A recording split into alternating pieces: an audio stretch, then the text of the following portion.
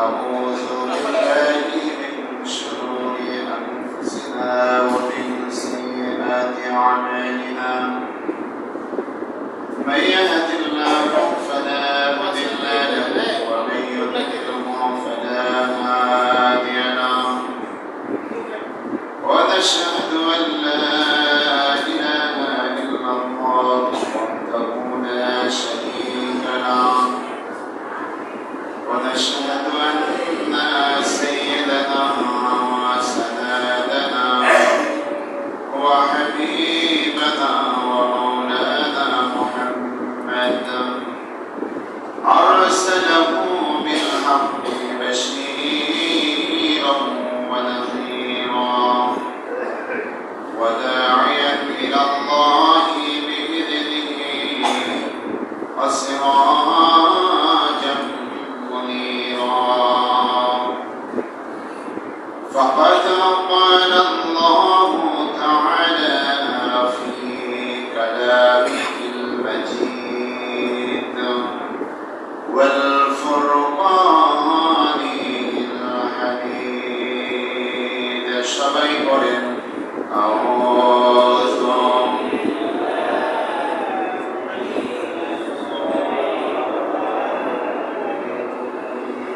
সবাই কি অসুস্থতা দুর্বল আরেকটু মহব্বতের সাথে আরেকটু জোর দিয়ে পড়েন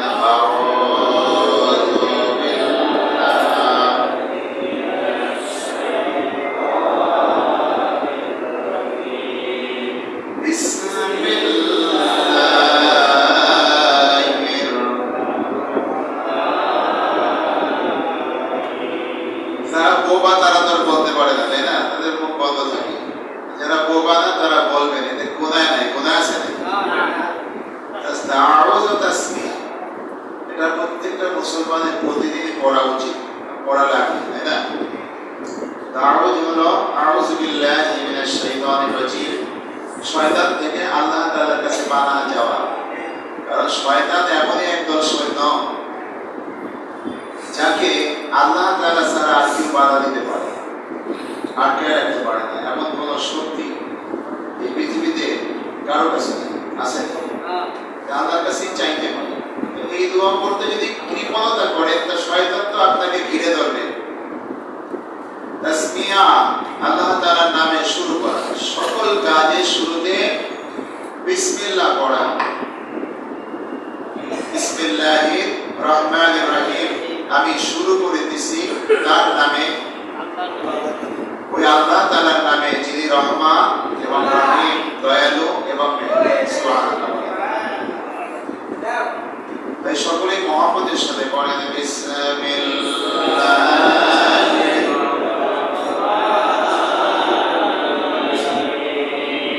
কুতিবা আলাইকুমুস সিয়াম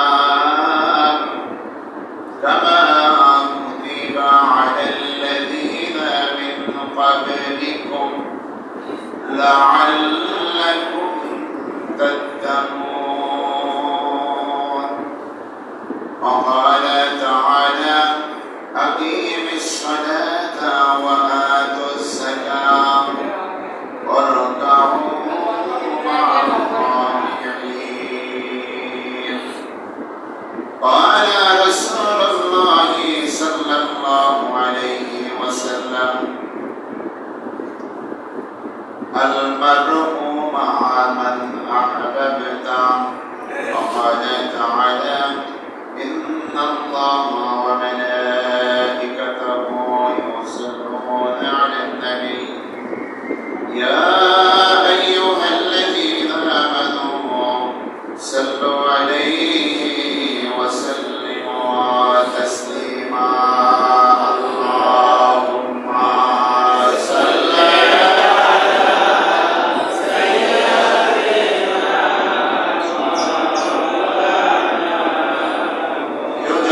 على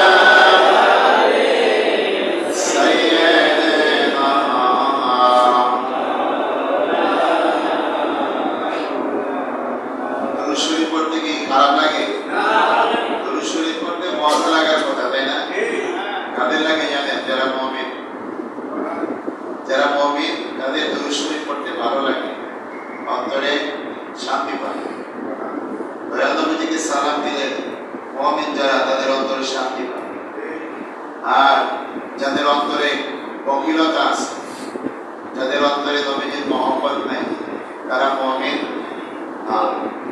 আর তাদের দুরূদ আর সালাম তাদের ভালো লাগে না, তাদের কষ্টের কারণ হয়ে দাঁড়ায়, এটা তাদের কপাল পোড়া।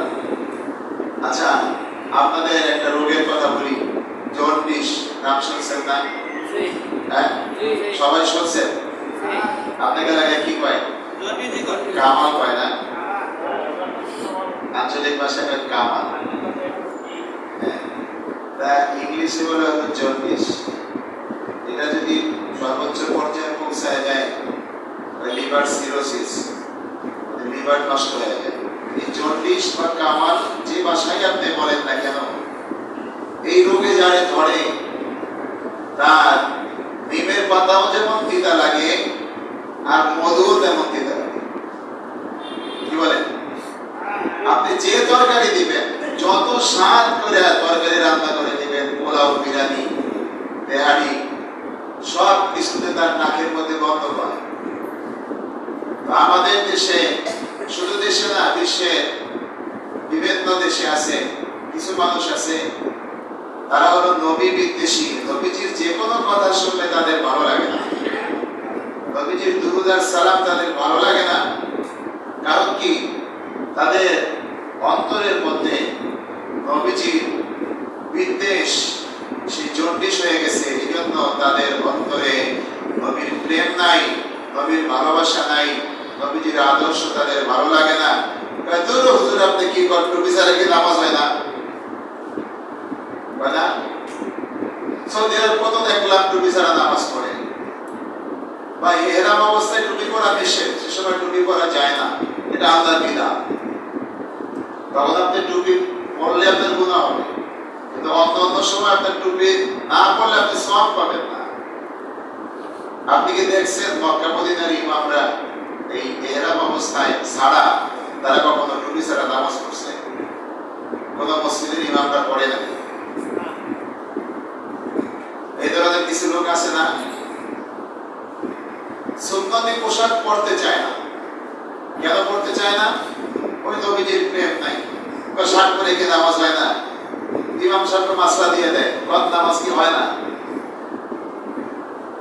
ভাই, এটা হলো মহব্বতের বিষয়, ঈমানি বিষয়। দয়াল নবীজি বলেন, মান আহাব্বা সুন্নতি ফাকাদ আহাব্বানি। এই হাদিসটা আপনাদের মুখস্থ থাকার কথা। যে ব্যক্তি আমার সুন্নাতকে ভালোবেসে আমল করবে, সে যেন আমি নবী আমাকে ভালোবাসে। সুবহানাল্লাহ। এখন আপনি নবীজিকে কতটুকু ভালোবাসেন এটা আপনার কাজে করবে, আপনার আচরণে, আপনার ব্যবহারে, আপনার চরিত্রের উপরে দেখা যায়, আপনার আচরণে বোঝা যায়, আপনার কথাবার্তায় শোনা যায় আপনি কতটুকু নবী প্রেমিক। নবী প্রেমিক দাবি করলেই তো আর নবী প্রেমিক হওয়া যায় না, যদি কাজে করবে প্রমাণ না দেওয়া যায়। কি বলেন? নাকি মিথ্যা বললাম?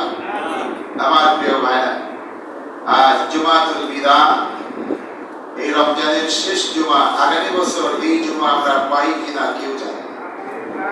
গত জুমায় আমাদের অনেক ভাইরা ছিলেন, এই মসজিদে নামাজ আদায় করেছেন, অথচ এবছর জুমাতুল বিদায় তারা নাই, তারা রমজান পায় নাই, কবর দেশের মেহমান হয়ে গেছেন, আর কোনদিন তারা ফিরে আসবেন আগামী বছর আমরা পাবো কিনা কেউ জানি না।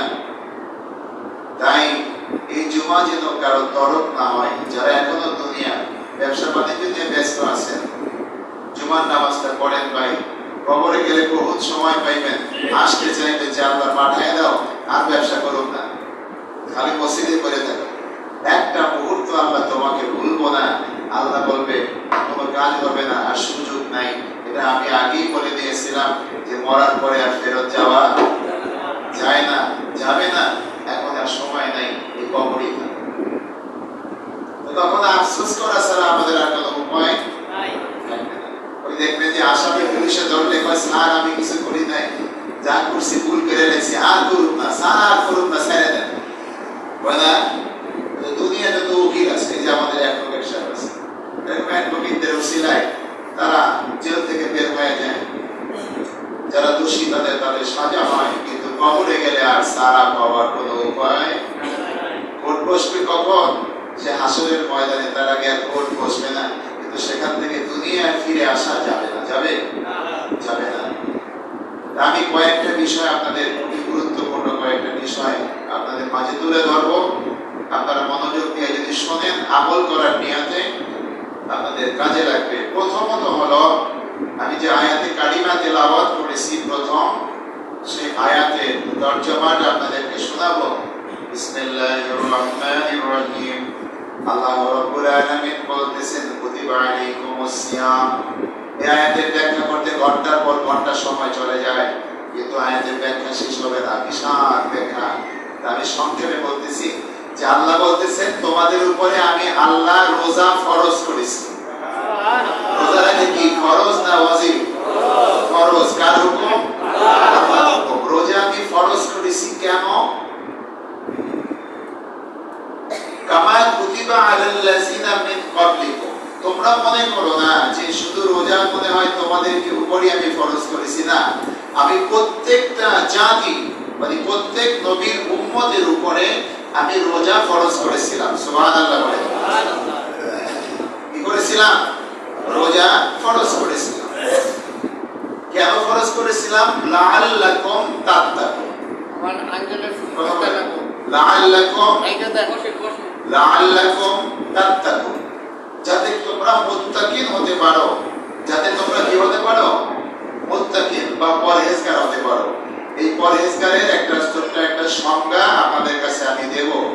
আচ্ছা, বর্তমান জমানায় তো সিসি ক্যামেরা থাকে না?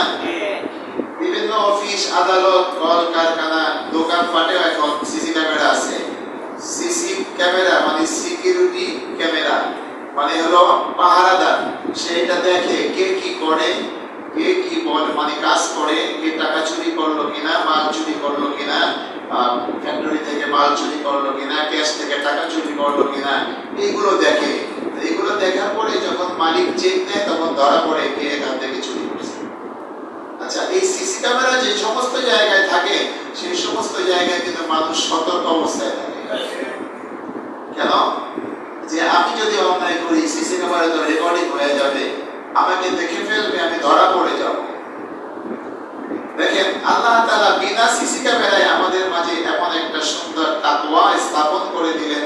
এই রমজানের মাধ্যমে এই সুবহে সাদিক থেকে সূর্যাস্ত পর্যন্ত আমাদের খানা পিনা, আমাদের স্ত্রী সহবাস সহ অনেক জায়েজ কাজও আল্লাহ তাআলা নিষেধ করেছেন, সেটা আমরা করি না। কেন করি না? গোপনেও যদি করি, সেটা দুনিয়ার কোনো মানুষ না দেখলেও আল্লাহ তাআলা। আমার মনে হয় এখানে এমন কোনো মানুষ নাই যে রোজা রাখছি ঠিকই কিন্তু গোপনে খাইছি, এরকম নাই। মানে আমার বিশ্বাস এখানে নাই।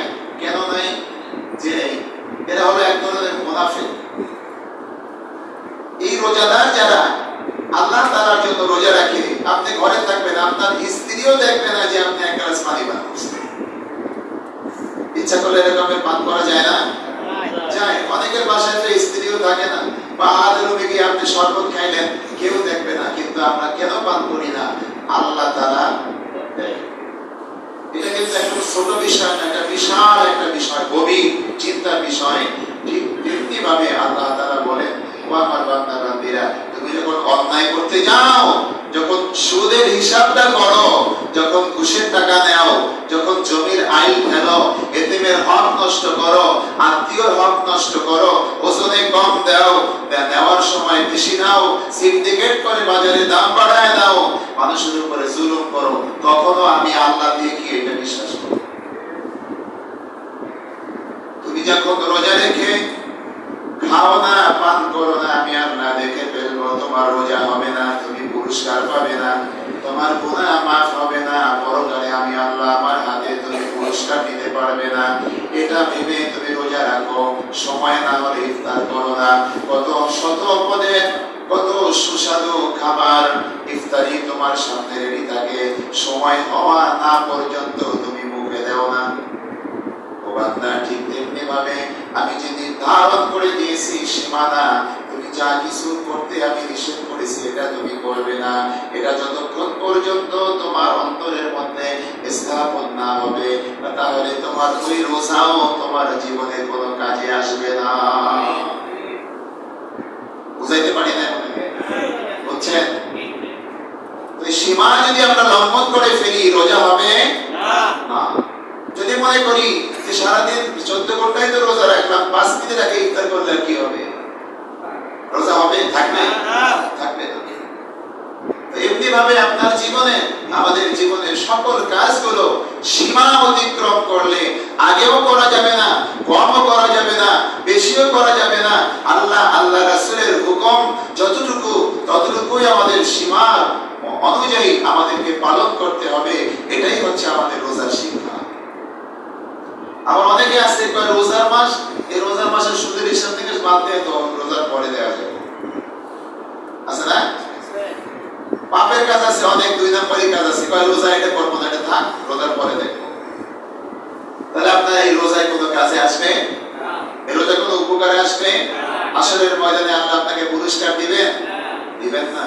কারণ আপনি যদি এই রোজায় আপনি আত্মসংযমের সাথে সাথে আত্মশুদ্ধি না করতে পারেন, আপনি সঠিক এই শিক্ষাটা জীবনে আমল করতে না পারেন, আপনি যদি আপনার চরিত্র পাল্টাতে না পারেন, তাহলে আপনার এই রোজা, আল্লাহ বলেন যার চরিত্র পাল্টায় না, এই রোজা না খেয়ে থাকা ছাড়া আমি আল্লাহ, আমার কাছে কোনো পুরস্কার দেওয়ার মতো কিছু নাই, আমার কাছে কোনো মূল্য নেই। সংক্ষেপে বললাম, তাহলে আমরা যদি এই রোজা রাখতে চাই আর রোজা রেখেছি যারা, এই শিক্ষা যদি আমাদের জীবনে আমল করতে চাই, তাহলে আমাদের জীবনে গুনাহ থেকে আমাদেরকে বেঁচে থাকতে হবে। সবাই রাজি আছেন তো? কারা কারা রাজি আছেন? একটু দেখেন। নারায়ে তাকবীর, নারায়ে রিসালাত, নারায়ে তাকবীর। হাত নামান। 2 নম্বরে হলো আকিমুস সালাহ ওয়া আতুজ যাকাত ওয়ারকাউ মা'আর রাকিব। আমি শুধু যাকাতের কথাটাই বলবো। কোরআনুল কারীমে যতবার নামাজের কথা এসেছে তার চেয়ে অধিক পরিমাণে এসেছে যাকাতের কথা। যাকাত কি? যাকাত হলো আপনাকে আল্লাহ তাআলা যে সম্পদ দিয়েছেন, আপনি কোটি কোটি টাকার মালিক, লক্ষ লক্ষ টাকার মালিক, আপনার খাওয়া দাওয়া থাকা খাওয়ার পরে, আপনার পরিবার পরিজনকে পরিচালনা করার পরে আপনার কাছে ব্যাংকে টাকা জমা আছে, মায়াবতের কাছে স্বর্ণ জমা আছে। এগুলো হিসাব করে যে টাকা আসে তার 40 ভাগের 1 ভাগ, 100 ভাগের 2.5 ভাগ আপনাকে যাকাত দিতে হবে। যাকাত কোথায় কোথায় দিবেন তার 8টা খাত সূরা তাওবার মধ্যে আল্লাহ তাআলা বলে দিয়েছেন। প্রথম নম্বরে হলো গরীব, অসহায়, এতিম, এদেরকে দিতে হবে। এই খাতগুলো গত জুমায় আমি আলোচনা করছি। আপনারা যারা যাকাত দিবেন এগুলো বিষয় সম্পর্কে বিস্তারিত জেনে তারপর যাকাত দিবেন। মসজিদে কিন্তু যাকাতের টাকা দেওয়া যায় না, এটা মনে রাখবেন। আমার প্রিয় ভাইরা, যাকাত কি? যাকাত হলো আপনার সম্পদকে আল্লাহ তাআলা আরো বাড়ায় দেবেন। সুবহানাল্লাহ।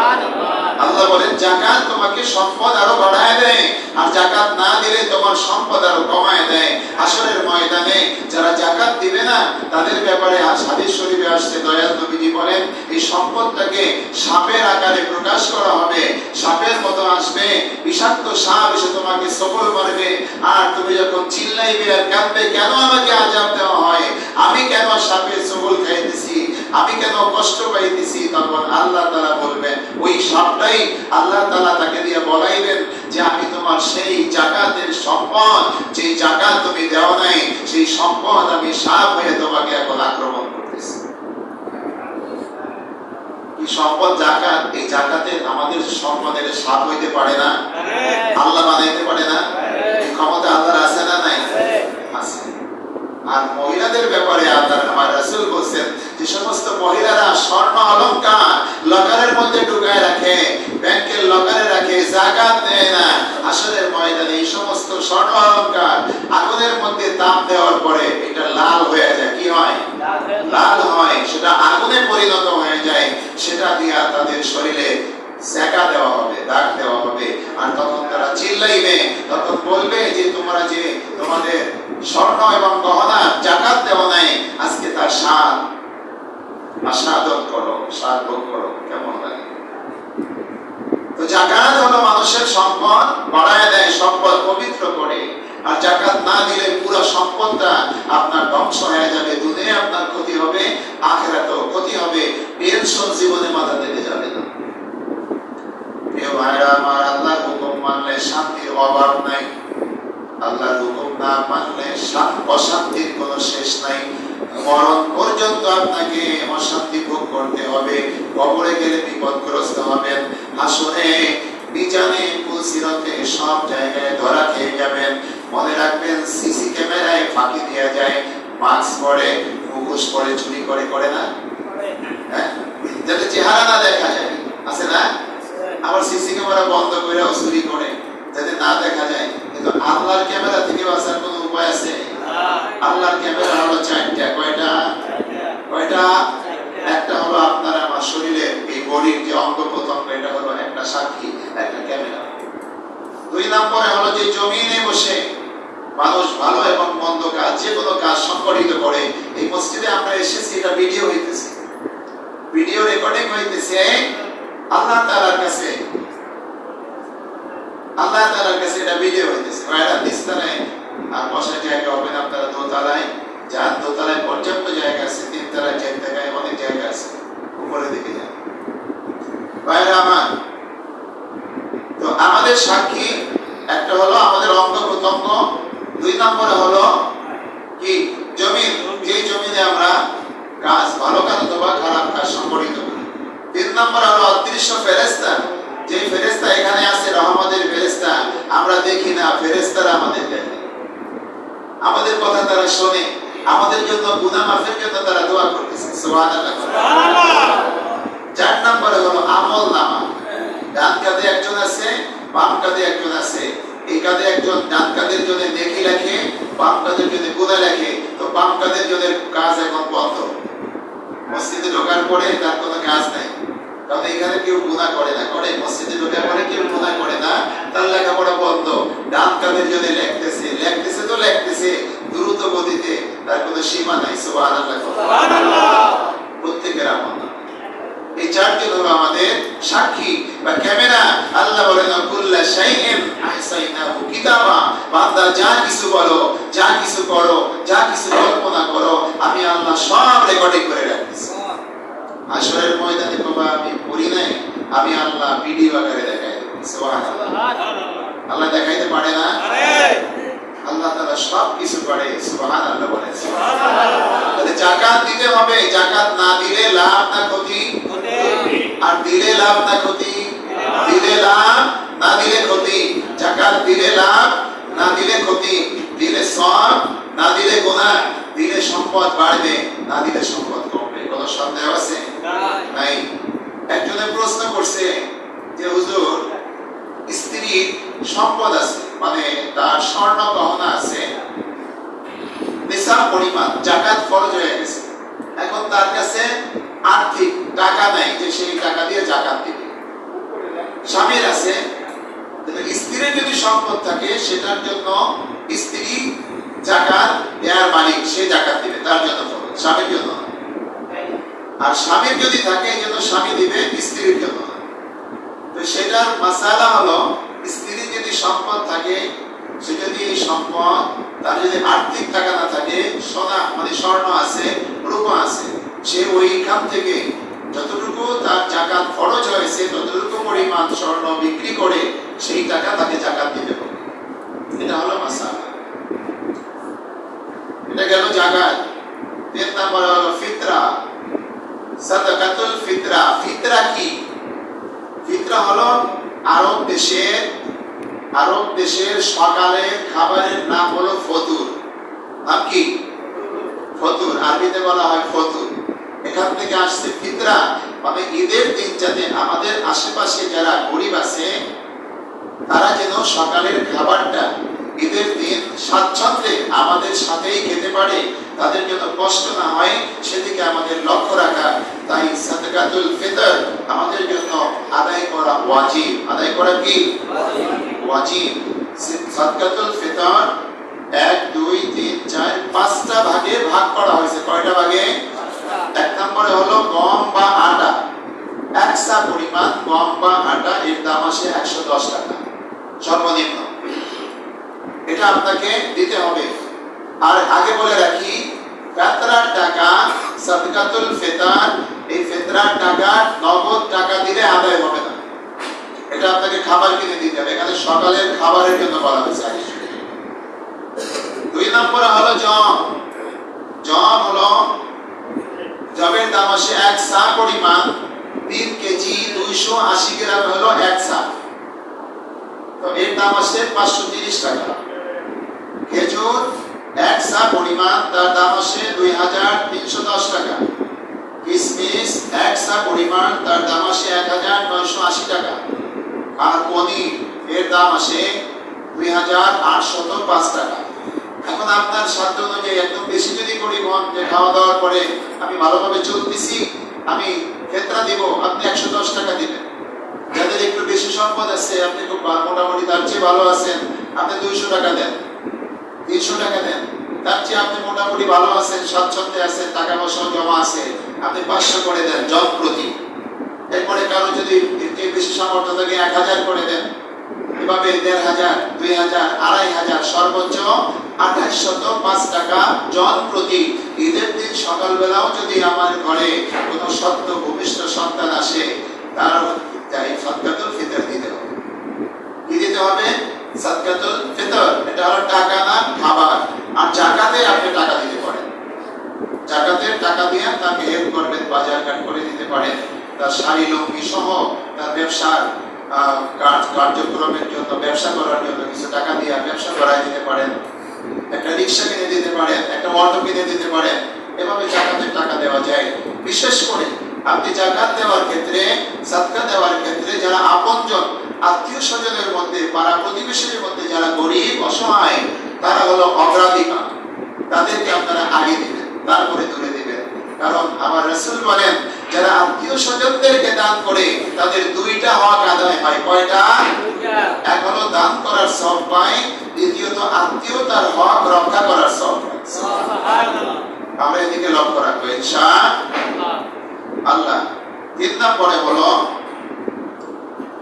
আমাদের এই রমজান মাসের পরে যে মাসটা আসতেছে সেটা হলো শাওয়াল মাস। কি মাস? শাওয়াল মাস। রমজান মাসে 29টা রোজা রাখলেও আল্লাহ তাআলা পুরো মাসের সওয়াব দিবেন। সুবহানাল্লাহ। আর 30টা হইলেও পুরো মাসের সওয়াব পাওয়া যাবে। আমার দয়াল নবীজি বলেন, রমজানের পরে শাওয়াল মাসে যারা 6টি রোজা রাখবে, কয়টি রোজা? 6টি রোজা রাখবে, সে যেন সারা বছর রোজা রাখলো। বলেন সুবহানাল্লাহ। 30 দিনে 3 দশে 300 দিন, আর 6 দিনে 6টা রোজায় 6 দশে 60, 360 দিন সারা বছরের রোজা রাখার সওয়াব তার আমলনামায় আল্লাহ তাআলা দিয়ে দিবেন। সুবহানাল্লাহ। অবশ্যই এটা নফল। শাওয়াল মাসের 6 রোজা এটা নফল। রাখলে অনেক সওয়াব, না রাখলে গুনাহ নাই। রাখতে হবেই বাধ্যতামূলক এমন কিন্তু না, কিন্তু রাখলে অনেক সওয়াব আছে। এরপরে হলো ঈদুল ফিতর। ঈদুল ফিতর বা ঈদের দিন, রোজার ঈদ যাকে বলা হয়, এই রমজানের ঈদের দিনের কিছু সুন্নাত আছে। এর মধ্যে 1 নম্বর সুন্নাত হলো যে সারা রাত ওই যুবক যারা আছে গান বাজনা কইরা ফজরের নামাজ পড়বো না, এবার সকালবেলা গোসল টোসল কইরা নতুন জামা কাপড় পরে মসজিদে চলে আসবো। কি কর? হ্যাঁ, এটা কি সুন্নাত? সুন্নাত না। আবার আমাদের দেশে কিছু সাহেব আছে, আবার এক করে না, সাহেব যারা আছে, মানে আমি বলতেছি কথায় আসছে তাই, কিছু সাহেব আছে ফজরের নামাজ পড়ে না, সকালবেলা উঠে 7টা 7:30টার সময় দাঁত মাজতে মাজতে বাজারে আসে, তারপরে টুপি টাপি কিনে আর কি, টুপি কিনা তারপর বাড়ি যেয়ে গোসল করে, গোসল করে তারপরে দৌড়িতে দৌড়িতে আসায় সেটা 1 রাকাত নাই, কিন্তু নামাজ 1 রাকাত পায় না। আবার কিছু মানুষ আছে সারা বছর রোজা রাখার খবর নাই, এই যে পর্দার আড়ালে বসে হোটেলে বসে চা খাইতেছে, বিড়ি খাইতেছে, বাজারে সবচেয়ে ভালো দামি দামি জামা কাপড় পেনবে, মানে ঈদ তাদের জন্যই, মনে হয় যেন আমাদের কোনো ঈদ নেই, তারা রোজা রাখছি, ভালো জামা কাপড় নতুন টুপি টাপি পইরা ফজরের মানে ঈদের নামাজের আগে আগে এসে সামনের কাতার দখল করে বসে যায়। এরপরে নামাজ শেষ করে সবার সাথে কোলাকুলি কইরা বিড়ি টানতে টানতে বাড়ি যায়। আছে না এরকম একদম? আছে। এটা কিন্তু রোজা ঈদের দিনের সুন্নাত না। ঈদের দিনের সুন্নাত কি? ফজরের নামাজ আপনাকে জামাতের সাথে আদায় করতে হবে। আমার দয়াল নবীজি বলেন, হাসরের ময়দানে যেদিন মানুষ টেনশন থাকবে, একজন আরেকজনের খোঁজ খবর নিতে পারবে না, সামনে আসবে মা, বলবে তুমি তো আমার ছেলে, বাবা তুমি আমাকে একটা দেখে দাও, বলবে দূর আপনি তো আমার মা না, কিসের মা, আমার কোনো মা নাই। আর মার কাছে ছেলে চাইলে মা বলবে আমার তো বিয়েই হয় নাই বেটা, আমি ছেলে পাবো কোথায়? এটা কোরআন শরীফে আসছে, আমার ছেলে নাই, আমার তো বিয়েই হয় না, আমি ছেলে কোথায় পাবো? এরকম পেরেশানিতে থাকবে। আমার দয়াল নবীজি বলেন ওই দিন এই ব্যক্তিরা টেনশন মুক্ত থাকবে যারা দুই ঈদের রাতে, এই ঈদের রাতে জেগে জেগে আল্লাহ তাআলার ইবাদতে লিপ্ত থাকবে। তাদের ওই দিন কোনো টেনশন থাকবে না, তারা পেরেশানি থাকবে না, তাদেরকে আল্লাহ তাআলার আরশের নিচে ছায়া দিয়ে দেবে। ফজরের নামাজ পড়া সুন্নাত, মিসওয়াক করা সুন্নাত, সকালবেলা ঈদের উদ্দেশ্যে গোসল করা সুন্নাত। এরপরে আপনার কাছে যে পোশাক আছে, এই পোশাকের মধ্যে উত্তম পোশাক, তবে মনে রাখেন হালাল টাকার পোশাক পরা উত্তম, এই পোশাক পরা আপনার জন্য সুন্নাত। এরপরে সুগন্ধি ব্যবহার করা সুন্নাত। এরপরে মিষ্টি মুখ করা সুন্নাত। দয়াল নবীজি ঈদুল ফিতরে মিষ্টি না খেয়ে মসজিদে আসেন নাই। সুবহানাল্লাহ। তো ঈদের দিন আমাদের কাজ হলো যে আমরা গোসল করব, গোসল করে নতুন পোশাক পরে আমাদের সাধ্যমতো সুন্নতি পোশাক পরা, কিন্তু সুন্নাত, এটা মনে রাখেন, নতুন কাপড় পরা সুন্নাত না, সুন্নতি পোশাক পরা সুন্নাত। আপনি সুন্নতি পোশাক ছাড়া অন্য সুন্নাত পোশাক পরবেন। এখন বর্তমানে প্যান্ট বের হইছে আর গেঞ্জি পইরা, সেদিন থেকে মসজিদে একজন জোহরের নামাজ পড়ে শুয়ে রইছে, প্যান্টের মাঝখান দিয়ে অর্ধেক খালি, মানে গেঞ্জি উপরের দিকে গেছে আর প্যান্ট নিচের দিকে গেছে। এগুলো পরা সুন্নাত, এগুলো পরা হারাম। আমার রাসূল বলেন ফরজে, আমাদের ফরজে কি বলে ওই সতর ঢাকা হলো প্রত্যেকটা মুসলমানের জন্য ফরজ। এটা কেমন ফরজ? যেটা কখনো আপনি কাজা করার সুযোগ পাবেন না, দায়মি ফরজ। নাভির উপর থেকে আপনার হাঁটুর নিচ পর্যন্ত ঢেকে রাখা দায়মি ফরজ। এটা পুরুষ যখন বের হবো আমরা বাইরে, তখন এটা ঢেকে রাখতে হবে। কিন্তু বর্তমানে যে প্যান্ট আপনারা পরেন, বেশিরভাগ প্যান্ট রেডিমেড প্যান্ট। আগে যে প্যান্ট ছিল, লম্বা শার্ট ছিল, তাও মোটামুটি চলে স্বাধীনতার মধ্যে, কিন্তু এখন টি শার্ট বের হয়েছে নাভির উপর পর্যন্ত। বাসে গেলে দেখা যায় যখন বাসের রড ধরে তখন ওই কোমরের অর্ধেক দেখা যায় নাভি বের হয়ে থাকে, নাভির নিচের লোম পর্যন্ত দেখা যায়। নাউজুবিল্লাহ। লজ্জা শরম নাই, না না, লজ্জা শরম না থাকলে যা হয় এরকম অবস্থা হয়েছে পুরুষের। এই সমস্ত পোশাক পরা সুন্নাত না, এগুলো পরা হারাম। পায়ের দিকে দেখা যায় গোড়ালির সিরা, গোড়ালি বের হয়ে গেছে, পায়ের নিচেও প্যান্ট আছে, আর উপর থেকে সতর খোলা। অথচ আল্লাহ রাসূল বলেন গিরার উপরে প্যান্ট পরতে হবে আর নাভির উপর পর্যন্ত। আর আমরা কি করি? নাভির নিচ দিয়ে খালি আর প্যান্ট গিরার নিচ দিয়ে আমরা প্যান্ট পাউডাই রাখি। এটা হারাম। এটা এই সমস্ত পোশাক পরা জায়েজ নাই, এটা মনে রাখবেন। আপনি ইচ্ছা করলে শার্ট বড় করে পরেন, আপনার ছোট শার্ট আপনার কিনতে কয় কি? বাজারে উঠলেই কেনা লাগবে কথা আছে নাকি? এটা কিনবেন না, প্যান্ট আপনি বানায় পরেন, অসুবিধা কি? আপনি সস্তায় পাইলে এই যে হারাম জিনিস আবার কিনতে হবে কথা আছে নাকি? মার্কেটে গেলে দেখা যায় ছবি লাগিয়েছি, সব বাচ্চাদের যত খেলনা আছে, যত মানে পোশাক আছে, ব্রাশ পর্যন্ত ছবি, পুতুল দেওয়া। আমি এটা কিনি না, আপনারাও কিনবেন না। আপনারা না কিনলে বাজারে নিয়ে আসবে না, দোকানে না চললে ওরা কোম্পানিও বানাবে না, মার্কেটেও চলবে না। এটা মুসলমান যারা, তাদের জন্য এই সমস্ত পোশাক পরা এবং কেনা হারাম। ছবিযুক্ত স্টিকার আলা যে কোনো কার্টুন হোক, যে কোনো ছবি হোক, এগুলো পরা যাবে।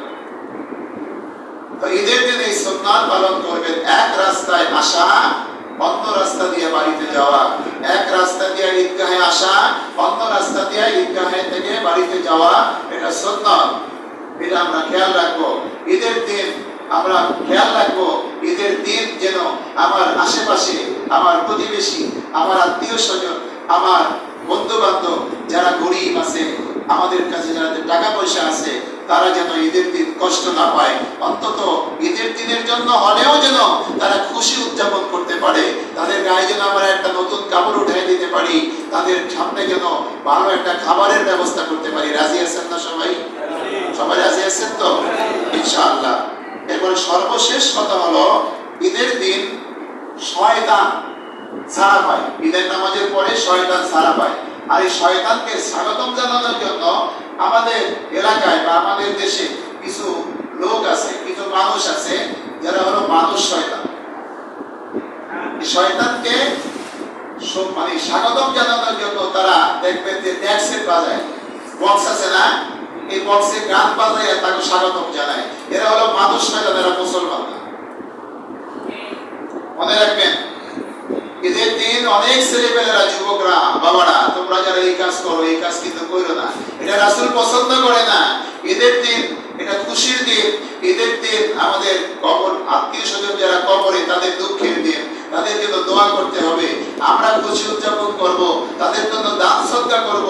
কিন্তু তুমি যখন ডেক্সেট বাজাও, তুমি যখন বক্স বাজাও, এর দ্বারা মানুষের কষ্ট হয়, আর কবরবাসী শুনলে তাদেরও কষ্ট হয়। এই বক্স যারা বাজান তারা হলো জালেম। যারা বক্স বাজান, বিয়ে বাজান, যে কোনো অনুষ্ঠানে বাজান, মানুষকে কষ্ট দেন, তারা হলো জালেম। আমি কোরআন হাদিস দিয়ে আপনাদের দেখাই দেব, এটা করবেন না, জালেমদের মধ্যে আপনারা যাবেন না। আল্লাহ তাআলা যেন আমাদের এই সমস্ত আমল করে চলার তৌফিক দান করেন, আমিন। রোজার বাকি আছে আর 2 থেকে 3 দিন। এই 3টা দিন যেন আমাদের একটা মুহূর্ত কোনো গুনার কাজে না যায়, সেদিকে লক্ষ্য রাখতে হবে। প্রত্যেকটা মুহূর্ত আল্লাহ তাআলাকে স্মরণ রাখবো, আল্লাহ রাসূলকে স্মরণ রাখবো। হয় দুরূদ শরীফ জবানে থাকবে, না হয় জিকির থাকবে, লা ইলাহা ইল্লাল্লাহ, না হয় আস্তাগফিরুল্লাহ, না হয় আল্লাহর তাসবিহ সুবহানাল্লাহ, আলহামদুলিল্লাহ, না হয় সূরা ইখলাস। সূরা ইখলাস অনেক দামি জিনিস, সুবহানাল্লাহ। সুবহানাল্লাহ। সূরা ফাতিহা একটা বিশাল সুন্দর একটা দোয়া, এমন দোয়া পৃথিবীতে আর নাই, সুবহানাল্লাহ। এই সমস্ত বলবো, বাজে কোনো কথাই বলবো না, জরুরি কথা ছাড়া কোনো কথা বলবো না। তারা যেছেন তো সবাই একবার দুরূদ শরীফ পড়েন, আল্লাহুম্মা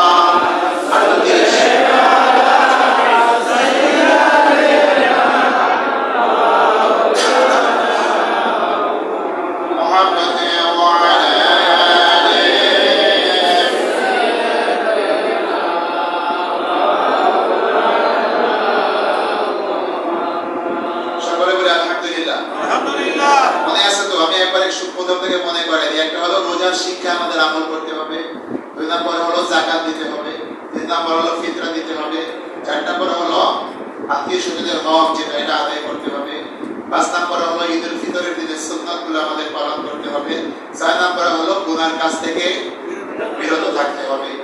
এবার 7 নম্বরের পালা, 7 নম্বর হলো ঈদের দিন মুজাদ্দিদ জামে মসজিদে 8:30টার সময় ঈদের জামাত শুরু হবে। কয়টার সময়? 8:30, 8:30 সময়। আপনারা অন্তত কমপক্ষে 1 ঘন্টা আগে এসে, ঈদের দিন তো আপনারা বাড়িতে মিষ্টি খাবেন, আশেপাশে যারা আছে বন্ধু বান্ধব সবাইকে দাওয়াত দিয়ে মিষ্টি খাওয়াবেন।